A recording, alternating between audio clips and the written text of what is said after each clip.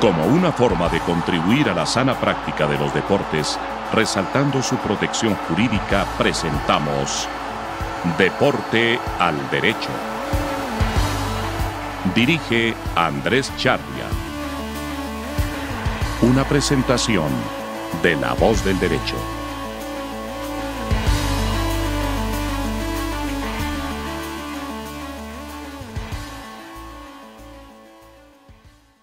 Buenos días, buenas tardes, buenas noches. Estamos en La Voz del Derecho, un programa, y en Deporte al Derecho, un programa que trata temas jurídicos y deportivos. Hoy tenemos la alineación completa, como cualquier equipo de Premier League, además internacional como siempre.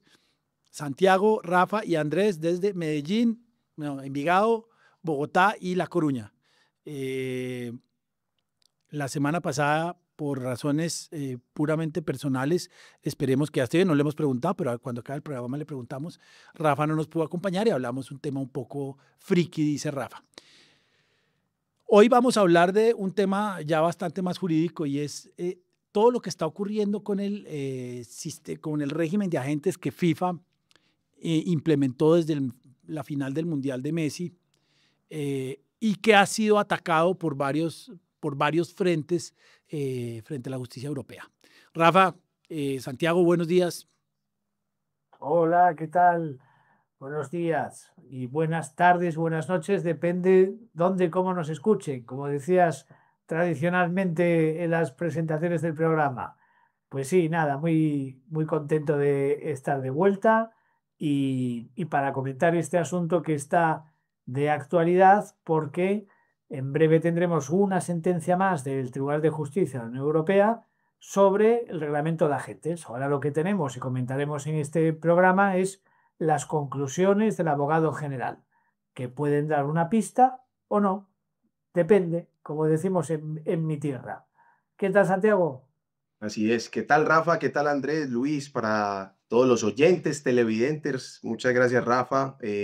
Contento de que estés aquí nuevamente y sobre todo de forma muy oportuna, porque es otro de esos programas donde discutimos de los vericuetos jurídicos y procesales del marco europeo, que son cosas que todavía nos cuestan a veces un poco, pero tenemos al experto y la persona que bebe de la fuente directa y seguro nos va a ilustrar mucho con este tema que es de mucha actualidad y de mucha repercusión práctica, porque el tema de los agentes es uno de los caballos de batalla de FIFA y que parece que cuando todo parecía estar en contra, se abre una luz para reforzar o reivindicar la legitimidad de FIFA para ese tipo de reglamentos, que es lo que vamos a tratar un poco hoy. Sí, como dijimos, es de rabiosa actualidad.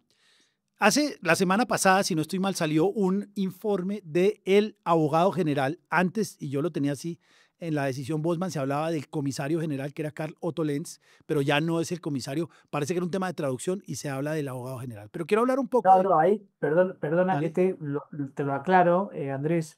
El comisario es el mandamás de alguno de las carteras de los asuntos de la Comisión Europea. Por ejemplo, hay dentro de la Comisión Europea hay un comisario encargado del tema de competencia. Ese es el que, por ejemplo, puede imponer una sanción a FIFA o a UEFA por una práctica contraria a la libre competencia, y esa sanción después impuesta por la Comisión, personificada con la firma del comisario competente, se puede apelar ante el Tribunal de Justicia de la Unión Europea. Pero esta figura del abogado general siempre se ha llamado abogado general. También en el caso de Bosman era el abogado general también. Y es pues una especie de, como el ministerio fiscal que existe en España, es un defensor de la legalidad, del orden público, una persona imparcial que emite su informe antes de que el tribunal dé su veredicto. Pero no es que haya cambiado la denominación. El comisario es digamos que como el ministro, pero dentro de la comisión. Puede ser el comisario de transportes, de competencia, de agricultura, de pesca, etcétera, etcétera. Ya, es como el procurador general acá cuando se hace una demanda de inconstitucionalidad, que el procurador general también de manera imparcial da su opinión. Pero, ¿cuándo llega un caso al Tribunal de Justicia de la Unión Europea, al TJUE. Yo tengo un ejemplo acá, en un juzgado de Turín hay un caso de derecho que toca la Unión Europea, toca el Tratado de la Unión Europea o alguna de las normativas de la Unión Europea, y hay alguna duda sobre la aplicabilidad o no de la norma, y entonces se habla de una cuestión prejudicial. ¿Y qué es una cuestión prejudicial? Es una pregunta que un juez nacional le formula al Tribunal de Justicia de la Unión Europea para que éste aclare cómo interpretarse o aplicarse una norma de derecho europeo, o incluso para que determine si la norma es válida.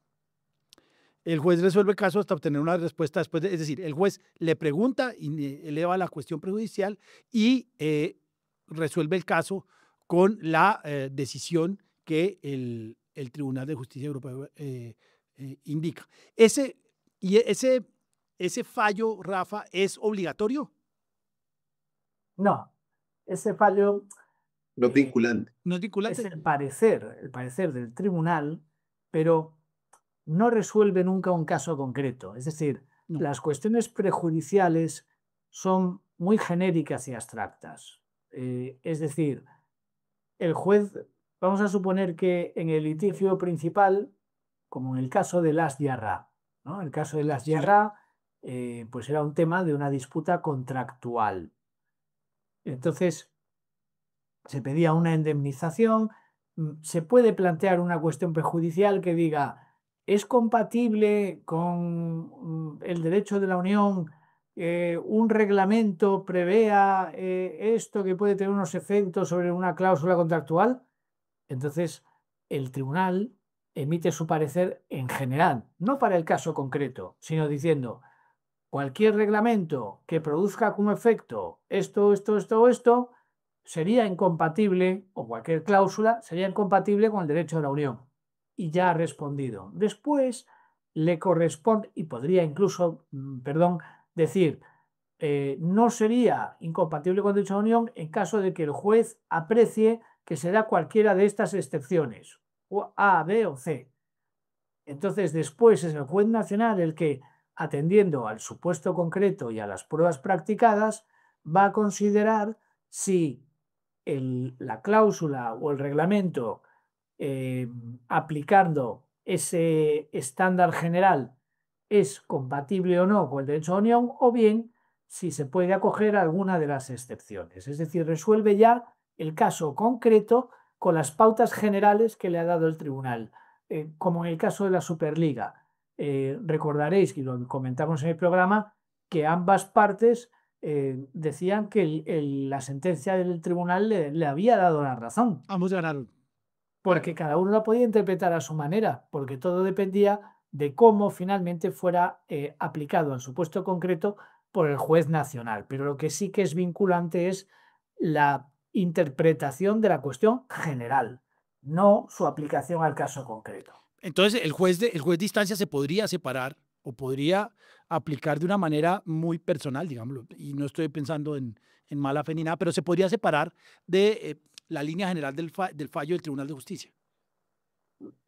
Vamos a poner un ejemplo. El fallo del tribunal dice, es incompatible toda cláusula que establezca A, salvo que concurra la excepción B. Pues bien, el juez nacional no puede decir, aunque la cláusula es A, yo digo porque sí, que es legal y compatible con el derecho, sino que tendría que decir, en este caso concurre la excepción B. Claro. Y acá es un juzgado alemán, Alemán. el que levantó toda la cuestión.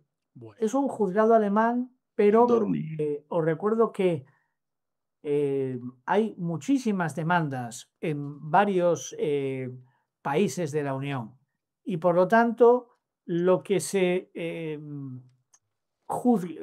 el fallo que se contenga en esta sentencia puede ser aplicado en muchas otras sentencias pendientes de dictarse, porque obviamente es una interpretación general del derecho de la Unión sobre el mismo reglamento de agentes que está impugnado por distintos agentes, sociedades de agentes, asociaciones profesionales de agentes en distintos países, y como en todos ellos el derecho comunitario es una fuente más del derecho a aplicar por el juez nacional junto con los ordenamientos jurídicos nacionales de cada Estado miembro, pues obviamente en esos fallos los jueces tendrán presente lo que se dictamine en este caso.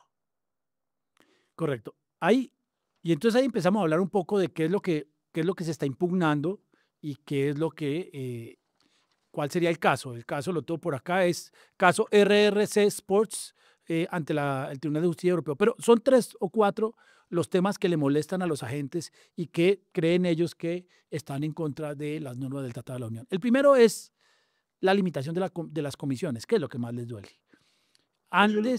Antes había, en el antiguo régimen había una sugerencia del 10, pero era una sugerencia del 10% de los salarios recibidos o de la transferencia lograda por la gente.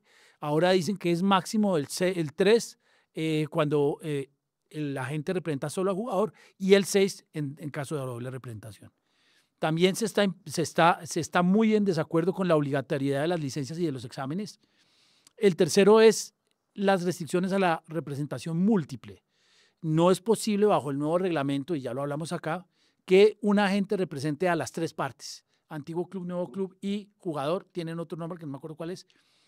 Pero lo restringe y dice... De origen y club de destino, de así destino, esa es la exacto. pronunciación. Entonces, son esos 3, aunque hay más, pero creo que el que más... Hay 2 que les duele mucho, el de las comisiones, evidentemente, pero sigue siendo unas comisiones, a mí me parecen supremamente juiciosas, porque si yo le logro un contrato a 5 años a un jugador que se gane $3 millones al año, $90,000 al año o euros, $90,000 de euros al año por un trabajo que hice hace 4 años y medio, me parece que es importante y sobre todo que puedo hacer muchos. La obligatoriedad de las licencias de exámenes y, repito, las restricciones de la representación múltiple. También hay otra, Andrés, que no gustó mucho y es el tema del suministro de información y de Sí, sí. divulgar, porque la plataforma o digamos el reglamento obliga a que la plataforma de agentes, que es un portal que todavía se utiliza, tú subieras los contratos que firmabas con los clientes y si tú trabajabas a través de una empresa, tenías que subir composición accionaria, es decir, cómo estaba estructurada tu empresa, un asunto que inclusive acá en esta opinión se abordó desde inclusive el Reglamento General de Protección de Datos, Rafa, que a ver, qué tanto lo vulneraba, porque obviamente va a haber información ahí e información sensible, de menores también inclusive, otra de las cuestiones que tampoco gustó. Ahí hay un tema, es un tema doble. Uno es que hay mucho agente que puede ser bueno, pero que es absolutamente empírico, que tiene una carpeta con sus 5 contratos de los 5 jugadores o 50 y que poco más que eso no hace. No tienen estados financieros. Yo conozco varios buenos.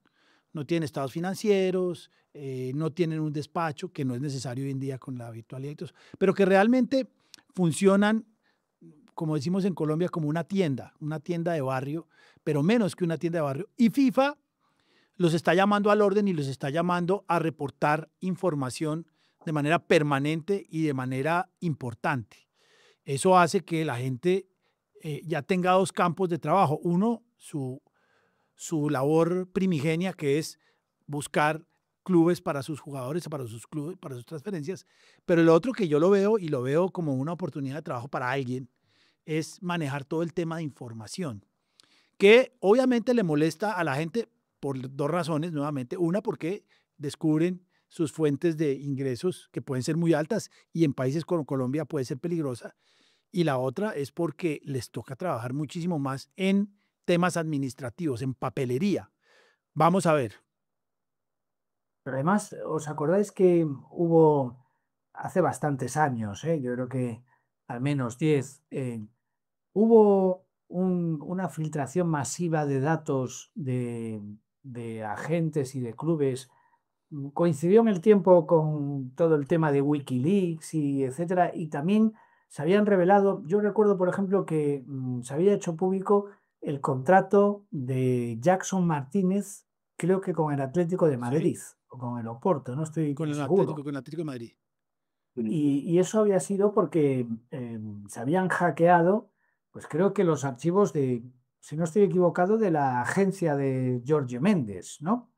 y se había revelado un montón de información sensible, se habían publicado de contratos de jugadores, etcétera. Entonces, entiendo que los agentes también están preocupados por ese lado, ¿no? Dicen, si yo ya tengo mis propias medidas de seguridad por tema de protección de datos y me obligan a revelar todo eso en una plataforma que no está bajo mi control, ¿qué pasa con esos datos? Que además involucran a mis clientes, a mí, por mi comisión, a los clubes, etcétera, etcétera. Ahí, en el tema de protección de datos, eso no estamos acostumbrados a verlo en estos asuntos que son objeto de cuestión prejudicial ante el TJUE, porque lo más habitual es que veamos siempre casos que se refieren al Tratado de Funcionamiento de la Unión Europea. Básicamente todo se reduce a determinar si determinadas prácticas son contrarias o no al artículo 101 del tratado, o si alguna parte está haciendo un uso abusivo de una posición dominante, que es lo que está prohibido por el artículo 102.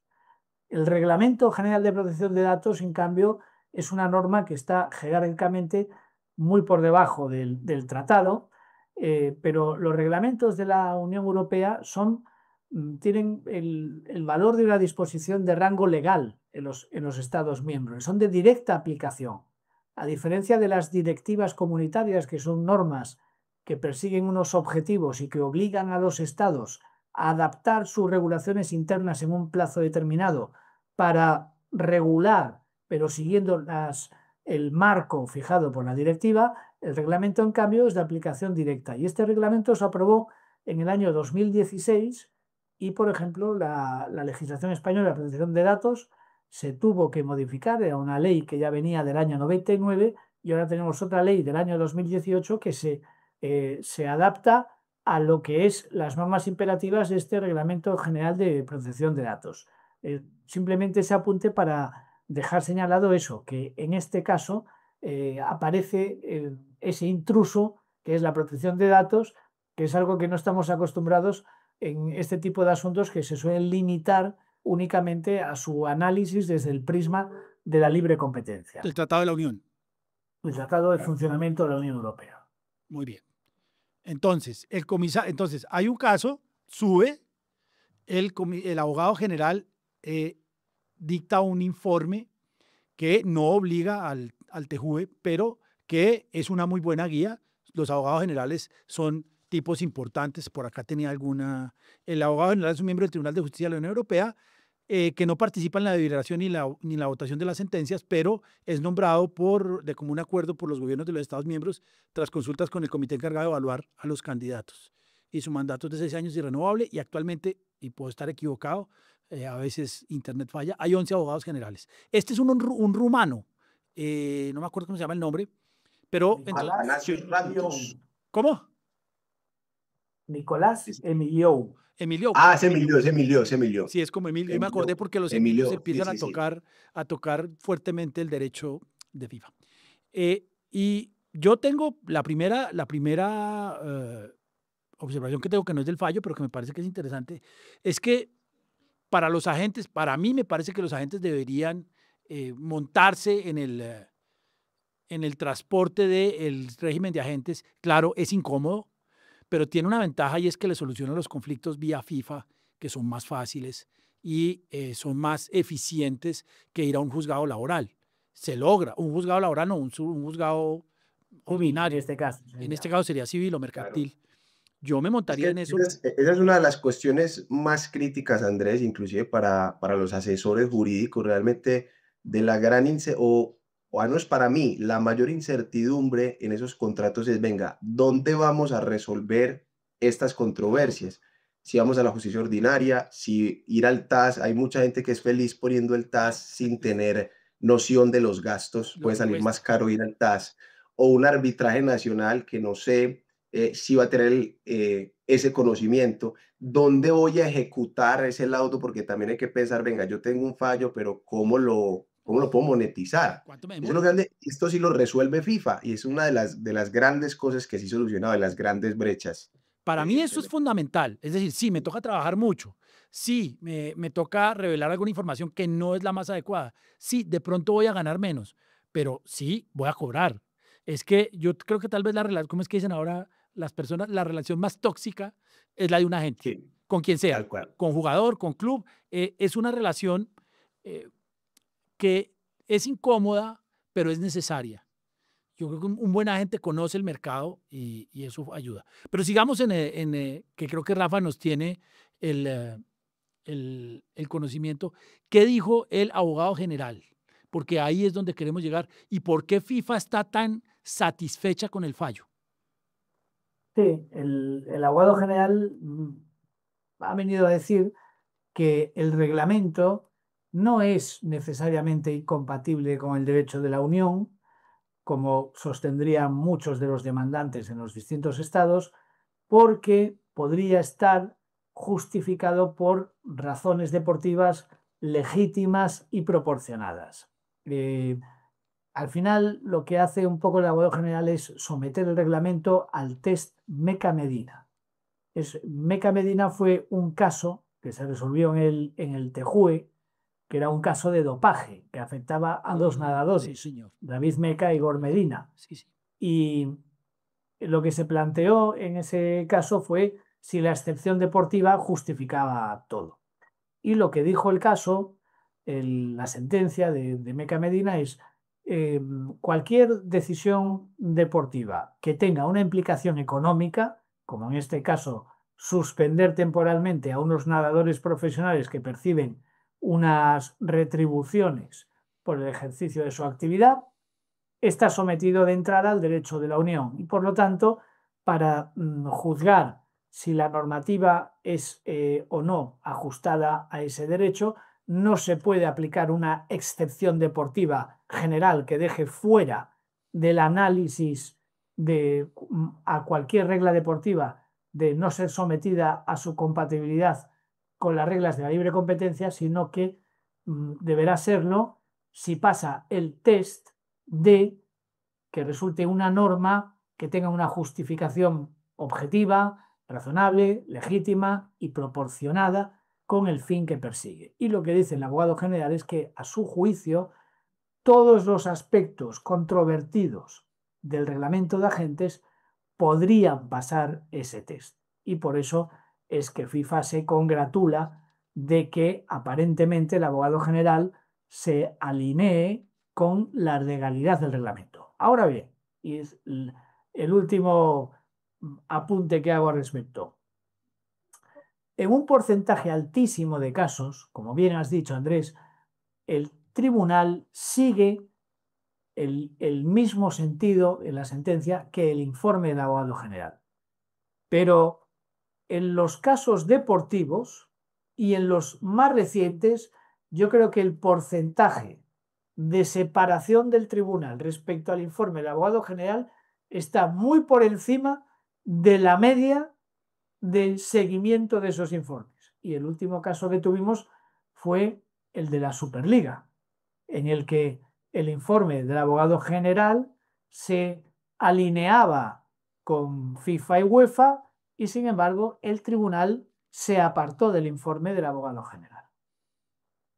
Ahí es los cuatro términos clave, Rafa, ¿no? Que sean unas medidas necesarias, proporcionales, transparentes y no discriminatorias. Cuatro palabras, cuatro términos que lo viene repitiendo mucho FIFA en los distintos escenarios donde puede pronunciarse sobre los casos que le está tocando lidiar, porque este no es el único. No.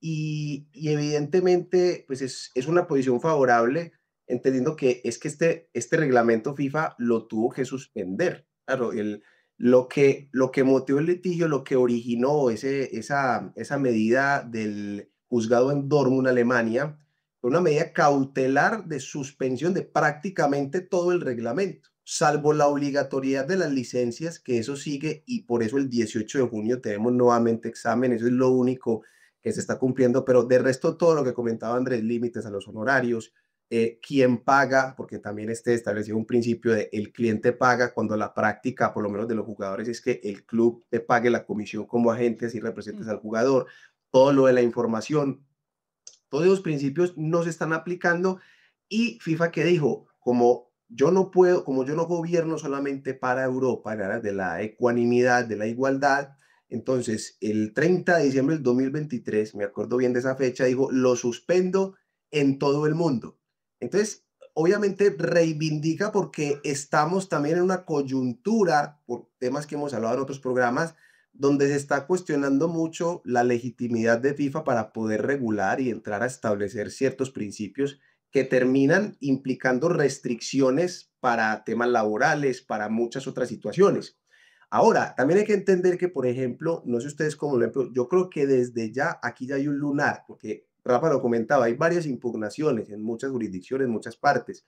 Inclusive esto fue al TAS, en el TAS FIFA sí ganó, pero por ejemplo en Inglaterra perdió.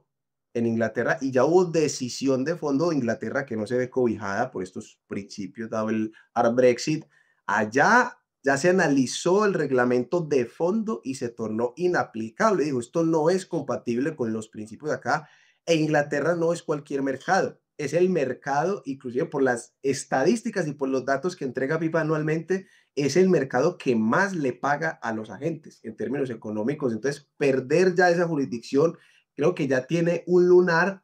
Lo que yo no sé y ustedes qué opinan es qué tan necesario es que FIFA entre o como lo pretendió hacer con el reglamento, es decir, a reglamentar los honorarios, a poner esos topes, a querer casi que adecuar cada minucia, porque usted dice, usted va a hacer un contrato hoy en día con base en el nuevo reglamento y tiene muy poco margen, pues que casi todo está en el reglamento, o sea, es casi que plasmar los artículos que están ahí, darles cualquier forma.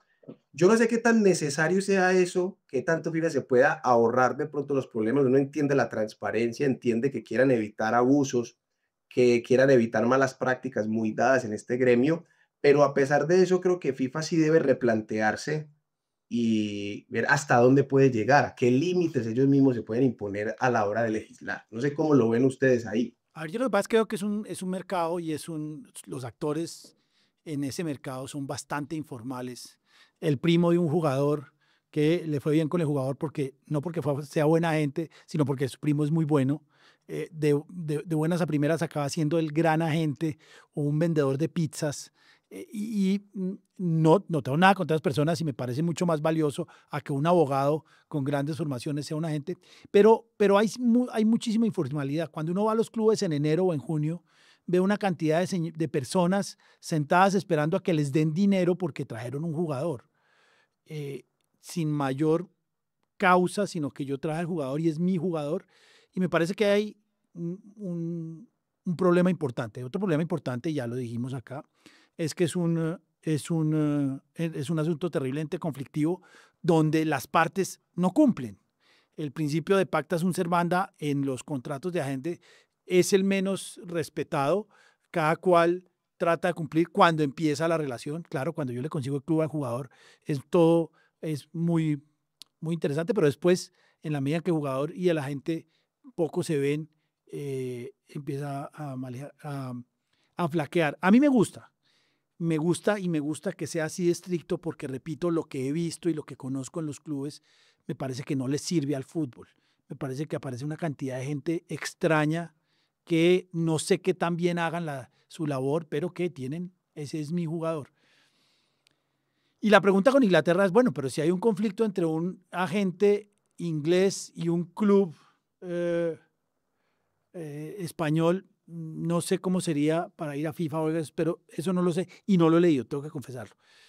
A mí me gusta, a mí no me parece, me parece además que es una oportunidad interesante para los abogados para desarrollar una labor que puede ser interesante y muy bien remunerada en toda esta gestión de información y gestión administrativa. Pero más que eso, me parece que ayuda. Ahorita, por ejemplo, tenemos un caso en Colombia con un jugador que tiene 3 agentes y que nadie sabe cómo funciona y que todo es un desbarajuste, claro que es a nivel de prensa, pero me parece que interesante. Rafa, ¿qué opina? Bueno, en relación con lo que comentó Santiago, me parece que FIFA fue muy precavida y que obró bien cuando suspendió temporalmente el reglamento en todo el mundo, porque efectivamente cuando empezaron a aflorar medidas cautelares de jueces nacionales que decían: queda suspendida la aplicación del reglamento en cuanto, por ejemplo, al límite de comisiones en este país. Oye, pues que continúe aplicándose el límite en otro país, estás ya generando una desigualdad.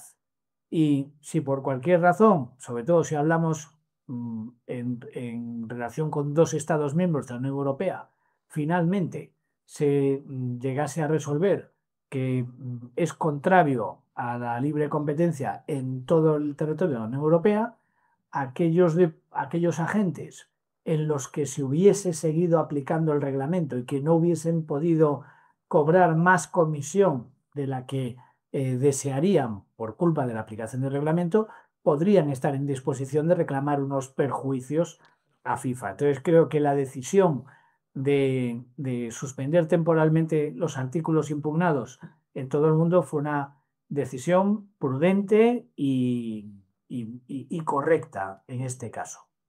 Yo creo que hay otros temas que podría ampliar. Ah, perdón, Rafa. No, sí, dale, Santiago. No, que, a ver, lo de los honorarios, a mí sí me parece que se le fue la mano un poco, Sí. porque lo comentaba Andrés, estábamos acostumbrados a unos usos de un 10%, y llega este reglamento y me dice, hasta los primeros $200.000, 5%, y ya de ahí el excedente, 3%. Si estoy en un supuesto de doble representación, que era jugador o entrenador y club de destino, 6. lo doblo. Si yo lo miro desde la perspectiva de la gente de un jugador, que normalmente son unas relaciones donde la gente es un mecenas, es un patrocinador que levanta la carrera, que promueve la carrera, que lleva mucho tiempo, que eso es otra cosa, solo 2 años de contrato, hombre, al menos un año más, que No, sean relaciones un poco más no estables. renovables automáticamente, ¿no? ¿Cómo? No Sin renovables renovación automática. Hombre, a los 2 años muchas veces una gente apenas viene el jugador a cuajar, como nosotros decimos aquí en Colombia, y se puede ver ante una situación de que el jugador dice, chao, yo me voy con otro que sí me ofrece lo que usted de pronto no. Entonces yo creo que de cara como a remunerar esos esfuerzos que están ligados sobre todo a esa figura agente jugador, porque trabajar para los clubes tiene otras dinámicas, yo creo que ahí sí fue sumamente restrictiva y no entiendo por qué. Yo creo que manejar un tema del 10% para todo me parece sano y no se escapa de lo que normalmente se venía haciendo. Más de ahí, salvo para contratos de carácter comercial, publicitario, que se han manejado otros estándares, creo que sí me parece excesivo. Y lo otro es el tema de pues que otra persona te pueda pagar. Creo que ese tema de que los clubes pagaran las comisiones, de que se haga de una forma organizada, facturándose bien, con todos los temas impositivos en orden, no veo problema a que el club siga pagando. Esto seguía manteniendo esa posibilidad hasta $200.000 anuales, pero no le veo razón a por qué no. De resto, yo sí considero que es sano el tema de la información también, no sé qué tan necesario sea, pero repito, para mí lo que soluciona gran parte de estos problemas es el tema de jurisdicción de FIFA y la ejecución de esas decisiones a través de las medidas disciplinarias. Y yo creo que en eso también los agentes, de pronto a la hora de impugnar y de querer controvertir tanto esto, me atrevo a decir que están infravalorando lo que la Sí, jurisdicción de sí. FIFA les puede aportar y Lo que les les puede sirve, solucionar lo que para les una sirve. adecuada relación y ejecución de las relaciones contractuales a través de los mismos mecanismos que tenemos para el Tribunal del Fútbol, por ejemplo, en las otras cuestiones. De resto, me parece que es un reglamento muy sano con reglas claras para todos y lo comentaba también Andrés, el trabajo para nosotros, porque FIFA, por ejemplo, con lo de la Cámara de Compensación, lo que eran reclamaciones de formación, solidaridad, que cuando le caía a uno alguno, eso te cuadraba caja un tiempito, eso ya tiene otras dinámicas, ya el asesoramiento tiene otro alcance, pero ya con los agentes, hombre, hay trabajo. De resto, salvo esas cosas que les digo, me parece que es un reglamento bien pensado, bien intencionado. Yo creo que FIFA miró los grandes agentes que sí están abusando de una posición dominante, que compran clubes, que manipulan jugadores, y no vamos a dar nombres, que no tiene sentido, y de los que se ganan. Alguna vez un informe de FIFA de unas comisiones, no le decían absurdas, sino tenía un nombre, no sé, no me acuerdo cómo. Y entonces, claro, a veces cuando un agente se gana 6 millones de euros por una transferencia, pues no les parece adecuado. Y creo que, no lo sé, no, en eso no. Si miramos los grandes agentes de las grandes ligas, hay uno que se llama Scott Boras, que gana muchísimo más que los de acá, pero ese es otro tema. y no mira a la gente chico, nuevamente el primo del jugador, del buen jugador, que trata de abrirse camino, empezando con ese gran jugador, y que le cuesta, y que sí, el 3% para jugadores que piden muchísimo dinero y que piden muchísimo tiempo, es poco, pero también, y en eso estoy de acuerdo, y no sé qué dirá Rafa, sobre todo que es que Latinoamérica y Colombia, que es lo que conocemos Santiago y yo, aunque uno conoce algo más, es que la labor de la gente en la mayoría de las casos no es muy bien remunerada, no por lo que pacten, sino por lo que les pagan, efectivamente. Y en ese sentido, ir a FIFA y decirle a FIFA, fálleme rápido, si quiere vamos al TAS, que es costoso, pero que también me funciona, en vez de ir a un juez comercial o civil en España o en Italia o en Colombia, pues a mí me gusta. Rafa, Bueno, el 3% es para los agentes de jugadores que perciben salarios de más de 200.000 dólares anuales. Los que perciben menos, como podría ser el caso de el que es agente de su primo, tendría el porcentaje mayor de los dos. sí. Pero bueno, en cualquier caso, el informe del abogado general emite una opinión que yo creo que es muy interesante sobre el tema del límite de la remuneración de los agentes, el cual en ese asunto arbitral que se sustanció en el Reino Unido se consideró claramente contrario al derecho de la competencia británica, pero el abogado general dice, ojo que no estamos ante un límite de precios mínimos, sino un límite máximo. Obviamente, un límite mínimo sí que restringiría la competencia, porque evitaría que un agente pudiera bajar sus emolumentos para competir contra los agentes que tienen una cartera mayor de clientes. Pero si estamos estableciendo topes máximos, eso no elimina la competencia en el sentido de que permite la oferta de unas comisiones menores para fomentar la competencia en beneficio de los consumidores, que en este caso son los jugadores. Y además, ese tope, al final, tiene por finalidad beneficiar a los jugadores, que son quienes en principio deben pagar las comisiones, porque eso es lo que dice el reglamento, que a la gente le paga su cliente, el jugador, cosa que, por ejemplo, fue una de las también impugnadas en el asunto del Reino Unido, y ahí se consideró que esa obligación era razonable y que no era contraria al derecho de la competencia del Reino Unido.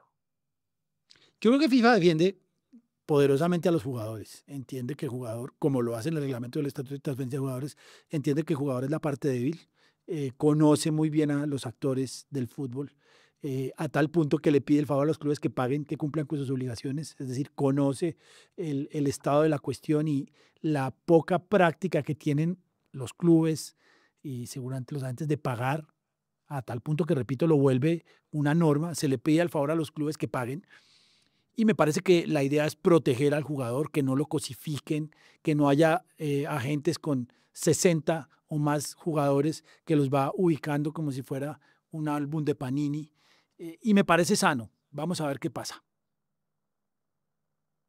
¿Es el jugador la parte débil? Bueno, Lo otro considera tema FIFA. para otro programa. Lo considera FIFA. Yo no lo considero así, pero bueno, así lo considera FIFA. Depende qué jugador, ¿no? Depende del jugador. Sí, también depende mucho. Sí, sí, uno muchas veces tiene es como la referencia más cercana a jugadores de cierto nombre, de cierta tradición, pero Que no no son la todos parte están débil. en esa posición, evidentemente, claro. Es más, no todos ganan salarios Astronómico. con los cuales sea representativo una comisión o que motive, inclusive también ahí hay que verlo todo, pero bueno, todo esto tiene bastantes matices y yo creo que ese es un reglamento, inclusive se lo digo a las personas con las que charlo, las que capacito para el examen. Venga, este reglamento, si sigue o impone una dinámica que va a ser mucho más atractivo trabajar para clubes. O sea, sustentar el modelo de negocio más para los clubes, que primero es mayor la remuneración cuando trabajas para el club de origen, el club vendedor, hasta el 10%. Y son relaciones difíciles de cultivar. Hay menos clubes que jugadores, pero si tú te ganas la confianza de 2, 3 clubes por ahí, aseguras Está bastante salvado. y con menor toxicidad que esa relación que implica jugador-agente, que hay más choque, esa parte personal de pronto es más cruda, una relación institucional puede trasegar, sin decir que sea fácil, porque también hay clubes complejos, pero de pronto no tiene ese tipo de obstáculos o no está sometida en la misma proporción. Entonces creo que también es muy inteligente para edificar modelos de negocio, buscar más a los clubes como aliados que a los mismos jugadores, pienso yo. Y creo que el Sí. reglamento de pronto invita un poco a ello. Lo que sucede con los clubes es que, claro, la comisión del jugador, la comisión del agente se calcula en relación al precio de La traspaso. transferencia. Esa es otra cosa, es una base mayor, es tarifa mayor y base normalmente también mayor. Ahora, no hay tantos traspasos como firmas, cada es vez hay menos. frecuente, pero es carnudo. A eso iba. En el traspaso de una estrella emergente colombiana a la Premier, a la Liga Española o a la Serie A, hay un traspaso muy goloso y una buena comisión. Pero en muchos traspasos dentro de la misma Liga Nacional, y sobre todo si hablamos de clubes del segundo, tercer, cuarto nivel, la regla general es que no haya ¿No? un traspaso. Y si acaso hay un traspaso en función de un futuro variable. Es decir, yo te traspaso al jugador gratis, pero me quedo con un 10%, un 20%, un 30% de la plusvalía de un futuro traspaso. Y ahí es donde también se proyectaría la comisión de la gente, porque en ese caso el precio del traspaso no es cero, es una cantidad variable que se podrá verificar o no en un futuro, con lo cual los agentes estarían trabajando a éxito en función de lo que pase en el futuro con ese jugador. Y a lo mejor en un momento en el que la gente ya no tiene a ese club como cliente, pero fue en el momento que se perfeccionó el contrato de traspaso y por lo tanto, si acaba habiendo una futura venta, es cuando esa agente que a lo mejor hace ya 5 años que no tiene a ese club de cliente, llamará a su puerta y le cobrará la comisión. Y en caso de que no se la pague, obviamente el agente tiene ahí en su mano una estupenda herramienta que será la Cámara de Agentes y una vez que le hayan fijado la decisión de lo que le tiene que pagar el club moroso más el 5%, en el momento que no se la pague, inmediatamente va a la comisión disciplinaria para que le impongan una prohibición de fichar jugadores al club moroso y entonces es cuando ya rápidamente verá el ingreso efectuado en su cuenta corriente. No, además hay otro tema que... La realidad habitual. Sí, hay otro tema que es cierto, es que ya muchísimas transferencias son a costo cero. Alexander Arnold creo que va al Real Madrid por cero, Messi fue a Miami por cero, Mbappé por lo menos por cero costo de transferencia. Entonces también ahí el agente no sé cómo lo va a ver, pero bueno, me gusta, yo creo que ¿cuánto se puede demorar el fallo, Rafa? Bueno, teniendo en cuenta los últimos casos que hemos tenido, yo creo que antes de finalizar 2025 deberíamos tener sentencia y si no, en los primeros días del año, si nos guiamos por el tiempo que transcurrió entre el informe del abogado general y la sentencia en los casos más recientes. Bueno, esperemos para analizar el fallo. Eso es. Vale. Y a ver si se mantiene el porcentaje general de todos los asuntos o el porcentaje más raro que ocurre en relación con los asuntos deportivos últimamente. Así será. Bueno, les pido el favor que me manden el fallo inglés, que no tenía conocimiento, y lo leeré. Muchas gracias, Rafa, muchas gracias, Santiago, muchas gracias, Luis. A ustedes, un gusto, como siempre. Un tema de rabiosa actualidad. Y hasta la próxima. Hasta luego, un abrazo. Ahora